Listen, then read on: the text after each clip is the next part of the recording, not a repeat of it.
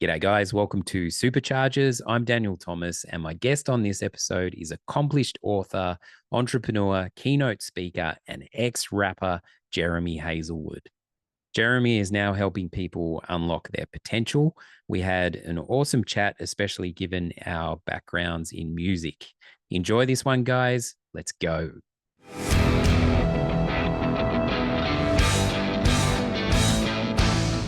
Where did it begin for you, and what were some of the obstacles or turns you took along the way that have led you to where you are now?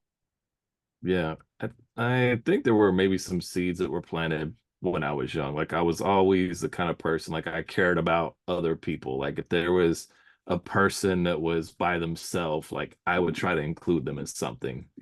So if I'm on the playground and there's some kid that nobody's playing with them around, I'd be a person that would come up and say, "Hey, come play with us."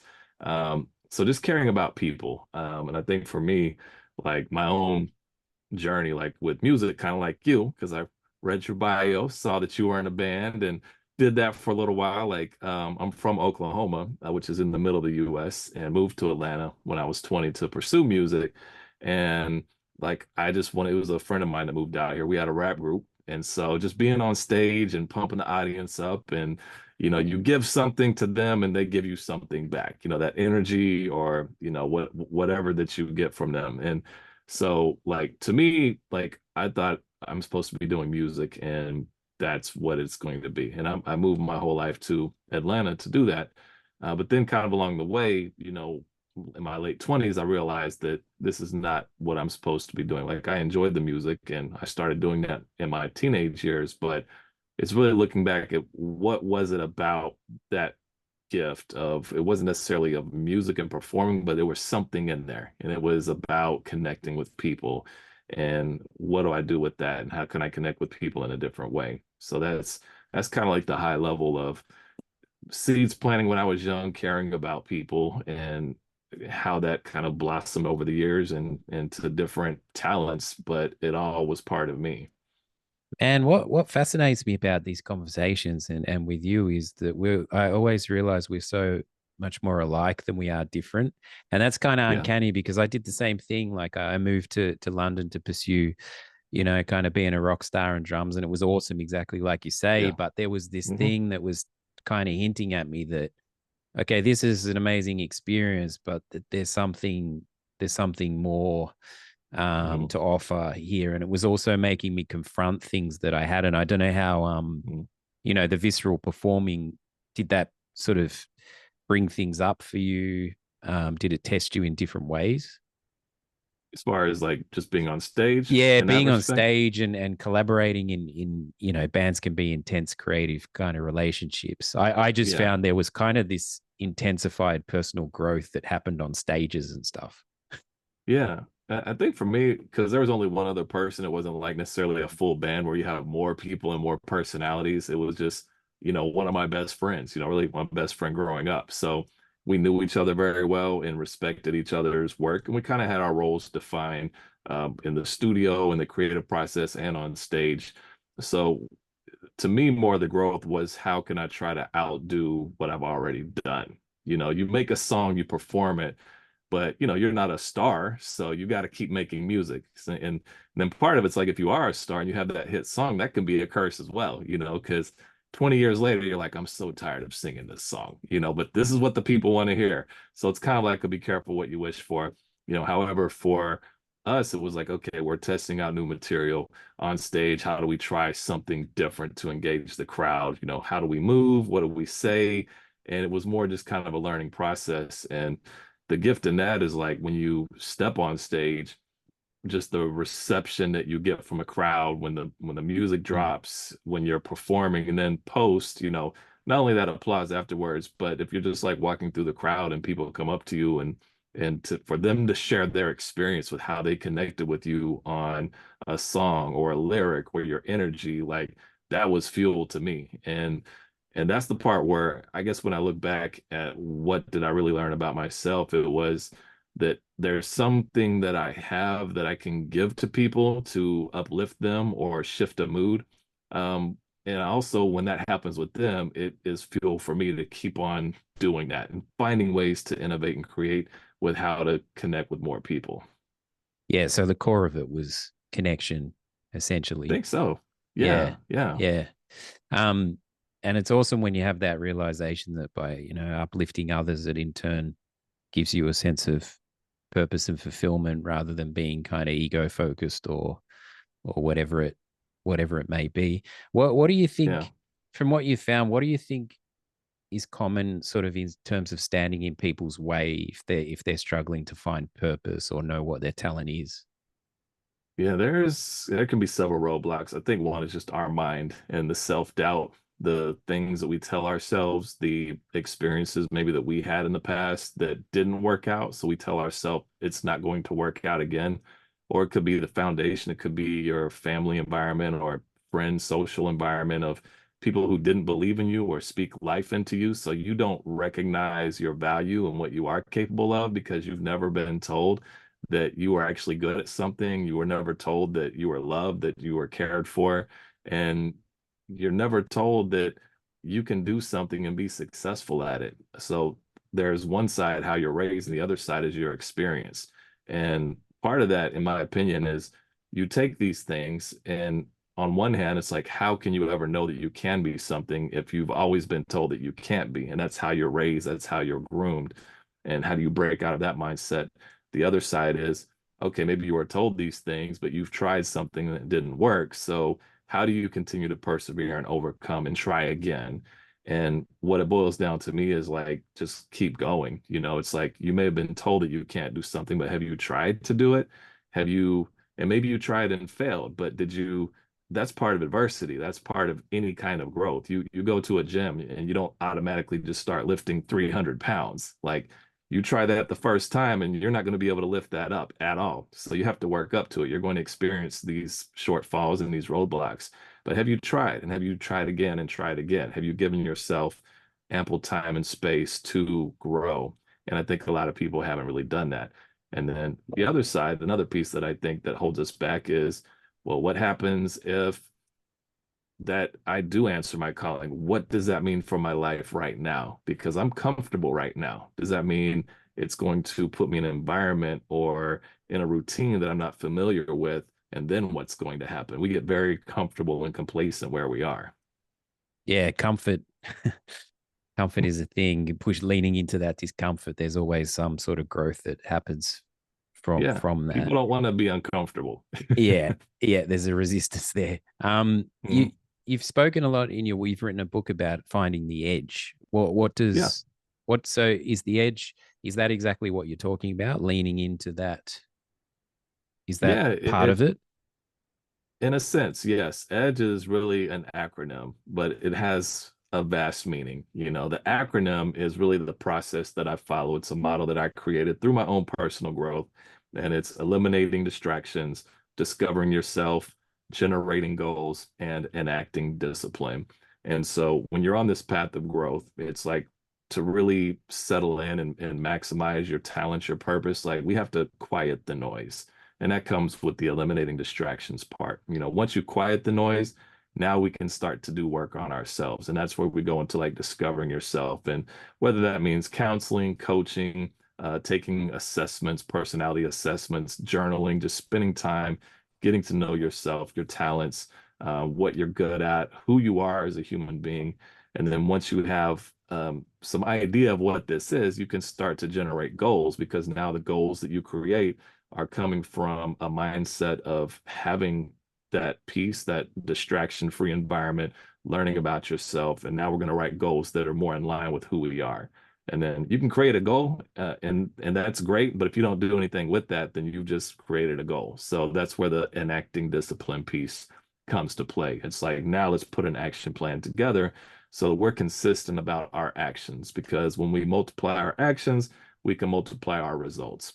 So that's the edge. But at the same time, I'm a writer and former lyricist in music, so I'm always thinking about how to bring meaning, additional meaning to my work. And the edge is also the end of one thing and the beginning of another. Like that's the definition of an edge. So when I think about finding your edge. It's like, can we find that point in our lives where we say we're leaving kind of our old selves and we're in this phase where we are at this edge because we're building the work for our new selves. Mm. Yeah, I love that it's defined in different ways. It can be moving forward or leaning over the edge. There's so many different things, but I also like that Yeah. the foundation of that is this eliminating the noise. Yes. Because if you're just caught in the tornado and just reactive to everything around, if, there isn't the space, as you say, Mhm. to work on those additional steps to get you moving forward. So, and in this age of distraction, um, Gosh. yeah, and that gives you that space, like you say, to actually listen to the things that might be calling you, that Hmm. quiet voice that might be urging you in a direction, and then Yeah. that practical approach over the top, as you've said, is pretty cool. Yeah. Well, I think the distraction piece is key. I mean, we're constantly surrounded, like you said, we are in an age of distraction. And, our main distraction is our phones. I mean, mine is right here. Yours is probably right within your hand's reach It as is. well, you know, and we're on these so much. And I'm got to tell you, like this past weekend, my daughter's one was home and it was Father's Day recently here in the US. And they took me to almost like a spa day and had my phone away and got this massage. And then I was laying by this pool, but my phone was still in a locker. And it's probably the longest I've been away from my phone in probably months. But just to be there and following my own advice, like there was nothing to distract me. And just sitting there and being silent and being able to think, like I had so many ideas and it's like, gosh, I need to do this more often. It's Mm. like I teach it, I coach it, I talk about it and I do it. But, even in my own life, like that is a battle, for me, it's like battling distraction. And they're like, this, I do coaching on this. So if it's a battle for me doing it, I know it's a battle for people who aren't even conscious of the distractions that they are Yeah. amassed with every single day. Yeah, that's the concern I've had. I consider myself pretty self-aware and continuously Yeah. doing this work on self-awareness. And Yeah. even I'm hooked, and have to manage this thing because this device just pulls Hmm. us. And Yeah. those cumulative minutes, like if you added them up of Oh gosh. phone time, my gosh. And yeah, I do. Sometimes you read those articles, about an older generation or an older person. I always think they Hmm. have such wisdom to offer. And, they say, here's 5 regrets from someone, from a 90-year Hmm. old. I think ours or where we're at now, there's going to be a lot of people saying, I wish I hadn't spent so much time on the phone. Yeah. Um, that's a fear of mine. So, but yeah, managing it, finding that middle, not throwing it out the window, but managing it. Hmm. I try to do the out of the bedroom thing, so it'll just leave it Yeah. out of the. Yeah. Yeah. Have you tried that one? And it's like I haven't tried it just because, I have a wife and kids. So I'm always like, I just need my phone next to me. If anything, not for me, but for them, and Mm, I'm pretty decent. Like I'm certainly aware of distraction, but I also want to be there if and when my family needs me. But then thinking about what 20, 30 years ago, like that wouldn't have been the case. If I wasn't available, I just wasn't available, mm, and but we've kind of the expectations of communication and response have certainly evolved as technology has evolved. And, as a parent or as a friend, like you want to be there for your friends, but that can also be a distraction too. So it's like, especially when you think about like friends, you may have friends in your life that are maybe toxic friends, or they're the friend that always has an issue or is always complaining, and you're that person that they want to talk to, and kind of building boundaries about that because the amount of time that you're spending on that is kind of taking you away and it's delaying your purpose. So, when we talk about distractions, it's not just phones, it can be television, it could be food, it could be, music, mm. anything that you're putting into your body, not even physically, but mentally, emotionally. Like these are all distractions. It doesn't necessarily have to be a physical thing to be a distraction. As a lyricist, Hmm. I was going to ask you, obviously, the power of the written word is really important to you. Do you have Yes. certain rituals around writing and journaling, or do you try and be a bit spontaneous with it? Yeah, I can tell you when I finished my book, because Finding Your Edge was a book that I worked on over the course of about 10 years. And I started writing it and I set it down after about 6 or 7 years because I was like, it's not ready yet, you know. And I think as a writer, you probably think it's not ready yet. And even now, I'm like, it's a good book, but I could keep saying it's not ready yet for years. But I feel like I needed to grow. I needed more time. And so I set it down for a few years, and then it was bothering me. I was like, I need to pick this back up. I feel like I've lived more. I've had more experiences. It's time to finish it. And so what I did when I was finishing the book was every day, Monday through Friday, I built it into my daily work schedule from 9:30 to 10:30 a.m. Like that was my writing time. So I was very intentional about doing it.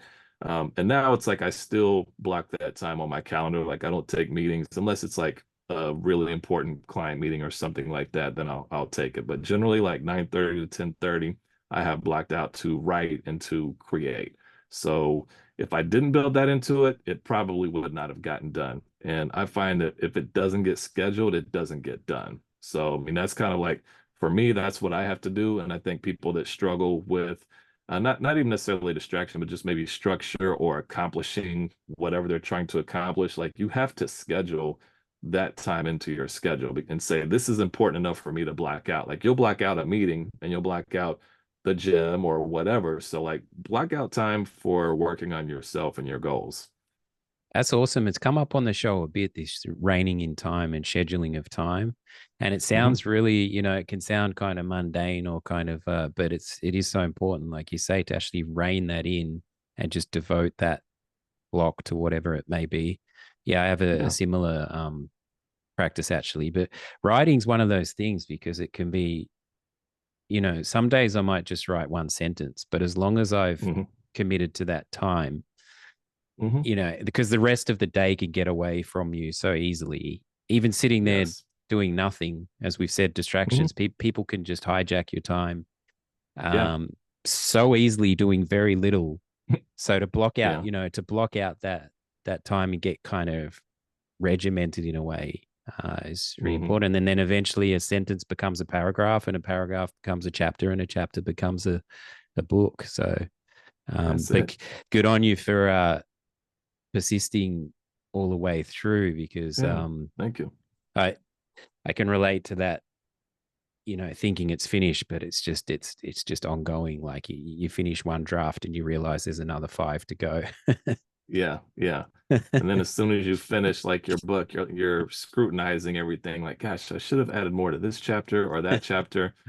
Because I'm a perfectionist, I guess, by nature with work. If I'm releasing something to the world, I want it to be absolutely perfect. And, I have to just kind of be like, it's all right. It's definitely good enough. And you have to think about why you're creating something, and you're certainly creating it for you. But this book, some of it was for me. It was certainly like almost therapeutic to write it, but it's really for other people. And I know I have a high packed like quality stories and frameworks and tips and journal prompts like in this book. Like this is ready. Like this is good enough for the people that need to read it. Mm. Yeah, no, cool. And you've spoken about the five forces or balances. What are Yeah. those? Yeah, so five forces of balance are these are areas of your life that really need the most attention. And this would be like your family life, your professional life, your health life, spiritual life, and your personal life. So these are all who you are. And what I find is that if these are not in balance, like you're further from number one, you're further from happiness and joy, and you're further from accomplishing your goals. So, as an example, family life and professional life. An easy one is like professional life because there's many people who work many like 60 plus, 80 plus hours, like workaholics. We'll just call it what it is, workaholics. And if you have a family and you're a workaholic, you're neglecting your relationships at home, whether if it's your spouse or your kids or your partner. And that can put more stress on the family, which can, put more stress on you and where you're going. Think about like health, for example. If you're killing it with family, your balanced professional life, family life, but you're not taking care of yourself, you're not eating right, you're not working out, then you're actually not in a physical state to where you can really be your best version of yourself and accomplish like your purpose here on earth. And I believe like spiritual life is important as well. Like whatever your spiritual practices are, like I believe spirituality, we're created to be spiritual beings. And if everything is in line, but your spirituality is off, like I feel like the blessings, the positivity that is supposed to be flowing into your life, you're limiting your blessings by not paying attention to that. So, and I have like ways that we can measure that. And I have a course online, a free course where people can take, and you kind of gauge yourself on these, like on a scale of 1 to 5, how are we doing in each of these different areas of our life? And then let's set some goals to where we can improve by 1 point. So if I'm at like a 3 in health, like what's something that would take me from a 3 to a 4? And then you write what that would be and put some real goals and boundaries behind that. It's cool that you've kind of streamlined it to 5, because when I've imagined that piece of the pie, I think I've thought there was like maybe 9 or 10 Yeah, pieces. I mean, you yeah, can break it down further, but those main ones you're talking about, I agree they're like to get those in harmony and balance. And I know yeah. personally in the past, I always, like you say, struggled to have them in a kind of equilibrium. It was like Hmm. the job was cool, but that meant the health was suffering, or the creativity Yeah, was working well, but that meant that the finances were struggling. And I was like, yeah. how do I get this pie in some kind Yes. of equilibrium? Because there always seemed to be a chunk missing Hmm. out of one section. But again, to have this really pragmatic approach of scaling it and looking at how it can be tweaked, Hmm.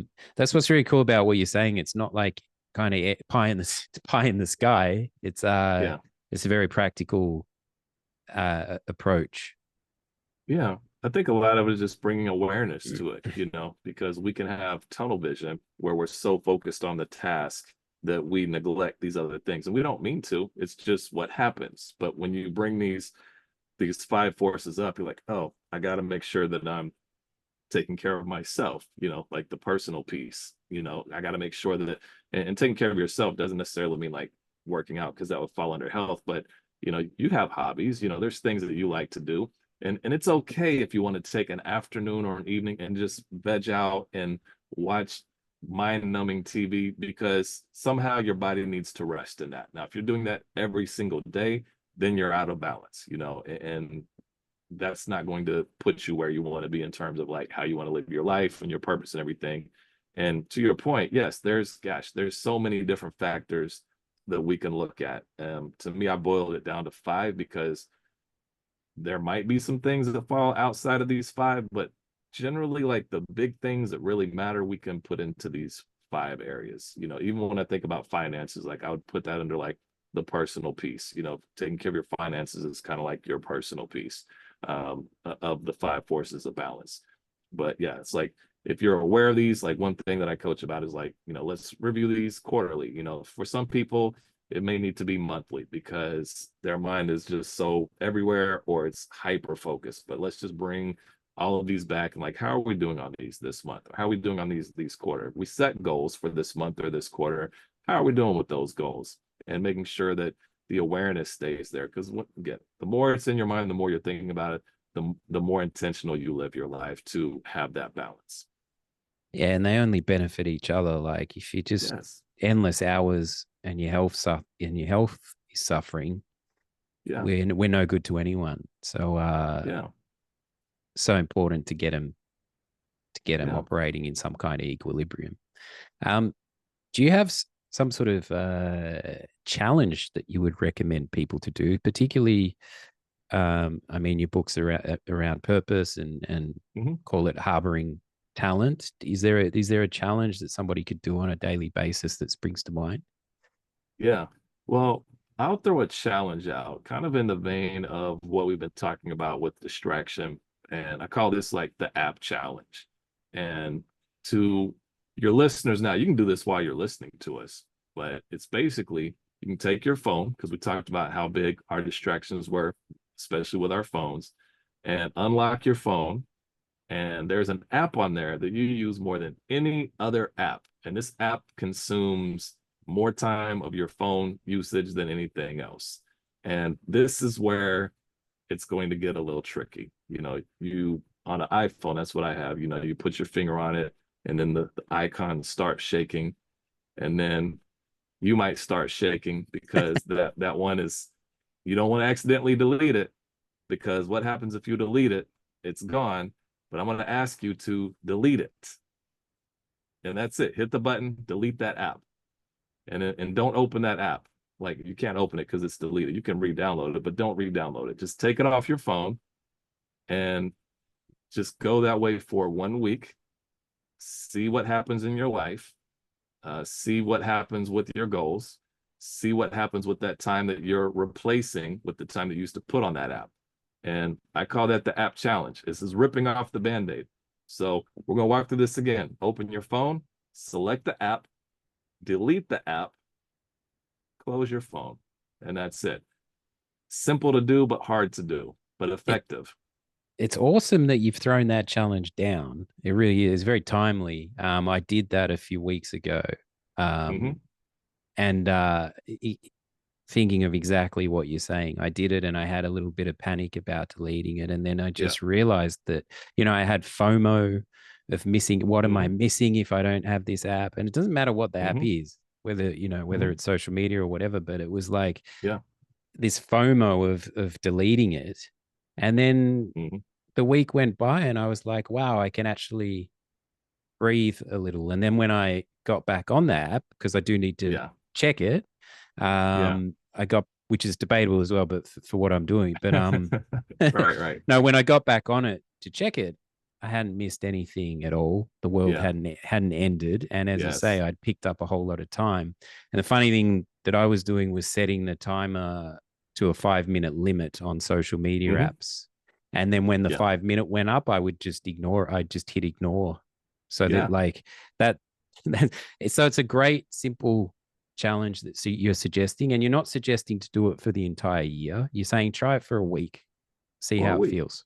Just give it a go for a week. So I really love that. And maybe it turns into a year, because you may realize after that week, like, I miss it, but I don't really miss it that much. And thank you for saying what you said, because you're affirming, because I can tell you this because I've done it before, but I'm just a guest on your show. So of course I'm going to say it works. But for you, you've tried something similar and it's worked for you. And I equate it to even like, having cable television and cutting the cord, as they say, and like, oh, I can't believe I'm not going to have cable. But you go without it and you're like, I don't really miss it. Whatever app you have, whether it's a game or social media, you might, as soon as you do it, have a little bit of anxiety and can't believe what I've just done. But just sit with it and see what happens. And it will be a positive experience. And it might be something that you don't bring back because you like this new peace and focus that you found. I think it goes back to the start of our conversation about seeking connection. We're all seeking connection, and these apps are giving us kind of a false sense of that connection, but we're all craving connection, and these apps pride themselves on connection. So maybe it's about seeking truer forms of connection, but also using these technology tools we have for, it's great for like this, that you and I can pick up a conversation like this through the technology. That's an awesome challenge. I'm wondering, it's interesting with you as a rapper, is there any inkling to get back on the stage? It's a two-part question. And also, what's a piece of is there a piece of art, be it a book or a piece of music or a series or a film, that has had a strong impact on you at any stage of life?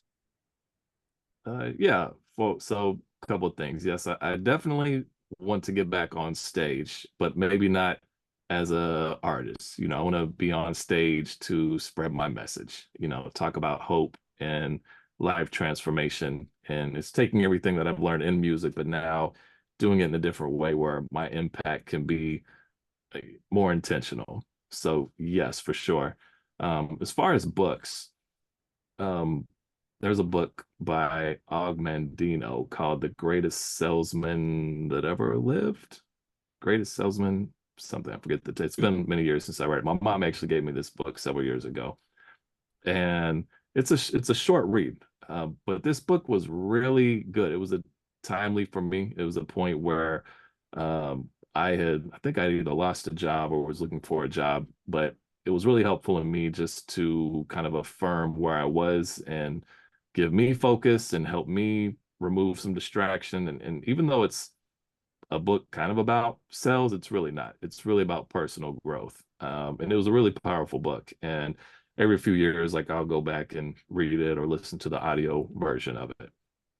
It's amazing when books present at the time they need to. I think everyone seems to have Yeah. a book that presented at the time they needed it. Hmm. Yeah, that's true. And those books for other people, when they share them with me and then I'll read them, I'm like, it was okay, you know, but it was perfect for them right when they read it. And for me, I'm Yeah. like, it was good, but it wasn't like, what I thought it was going to be. Seems to be But a some time. books, yeah, sorry, go ahead. No, it seems to be a time and place thing. Like it just presents when it needs to. Yeah, exactly. But I love when that happens though. It's like you're not expecting it and you're like, wow, like I really needed to hear this today. Yeah, and everyone's coming from a different perspective. Yes. So this thing. Where can people find you in the book? Yeah, you can find my book on Amazon. It's called Finding Your Edge: How to Unlock Your Talent and Purpose. It's also on Audible and Apple Books. So I have an audio version of it that's in my voice. So if you like my voice, you'll like the audio book. If you hate my voice, get the paperback or the hardcover. And then you can find me at jeremyhaselwood.com. That's Haselwood. And also on Instagram is jeremy.hazelwood. And I post different things on there, a lot of inspirational, motivational, some book quotes, pieces. You'll see pieces of this podcast on there. And then also, like, I'm a vinyl collector, so you'll see some of my vinyl collection on there. Awesome. Uh, did you um did you go through a self-publishing process? I did, yes. How did you find that? Actually, this is my second book. So I found it when I put my first book out, and that one was more about digital fundraising for nonprofits because I do a lot of marketing and consulting work with nonprofits. So I really fine-tuned that process with my first book. So when I put this book out, it was a lot easier. But I went through Amazon to do it. I researched a lot of different self-publishing platforms and tried to get signed, as an author, but as a no-name author who's never done anything before, it was very hard to do that. Very little response. I think I emailed summaries and first chapter to 300 plus publishers and heard back from maybe nine. And, none of those nine were like, hey, we want to sign you as an author. And just kind of taking it the same way I did with music. I'm like, I'm going to put it out myself. And, I could be more creative and just put it out. I don't have a $1 million budget, but that's okay because I'm going to use whatever I can organically in my own, might and marketing skills to try to get it in the hands of readers. Yeah, that's why I ask. It's really interesting actually, and I can relate to that from Mhm. the indie world. I think when you're in bands, like I know when I was in a band, I kind of Yeah. enjoyed. I took it upon myself to do the artwork and to book some shows and to set up Hmm. the websites and everything. I like that aspect of it, but by Yeah. doing that, it was almost like entrepreneurial in the Yes. indie rock and roll world. And then it's Yeah. almost like taking this punk ethos attitude, as you say, to writing or whatever it may be, and saying, "Hey, I can just put this out myself." Um, Yeah. yeah, I mean, it's like if the doors don't open for you, like you bang them build the down. door and you Yeah, walk through it. yeah, Yeah, that's what you do. And that's what I've always done. Everything that I've done is like I'll try the traditional route first. If that doesn't mm, work, how can I do it myself? yeah. No, that's an awesome approach. Yeah, just to finish off, if there's somebody really struggling, like kind of can't get out of bed, is there something that you would Yeah. suggest to them just to get going again? Yeah. I mean, I'd say get out of bed, and whatever you're feeling right now, like it will pass. And that is really the flow of life. There will be good days and bad days, but those days in between, just making sure that you're taking care of yourself. Do something for you today. Know that whatever you're going through, if it's a trial or even if it's an extended period, like this season will pass. Just make sure you're taking care of yourself. Set a goal and set steps for yourself. And my book will help. Like certainly, I'm going to promote my book, but in all seriousness, I have a framework in there that can help you even overcome grief if you're dealing with grief. But just setting those goals, knowing that you have a talent, you have a purpose, you are here for a reason. You did wake up today, which to me means like your assignment is not over yet.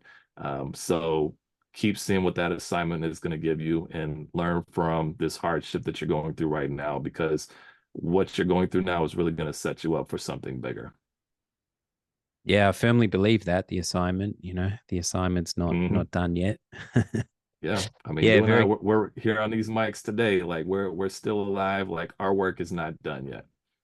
Yeah, a lot of gratitude there just to just to be, to still be kicking. Yeah, Yeah. Awesome, man. Well, I really appreciate your time. There's been a lot there in quite a short amount of time. So yeah, thanks so yeah, much. cool. Thanks, Daniel. I appreciate you having me on your show. Thanks for tuning in. If you have a guest suggestion, please reach out on my website at danthomas.net. I'm also on social media at Mr. Dan Thomas. Catch you on the next episode.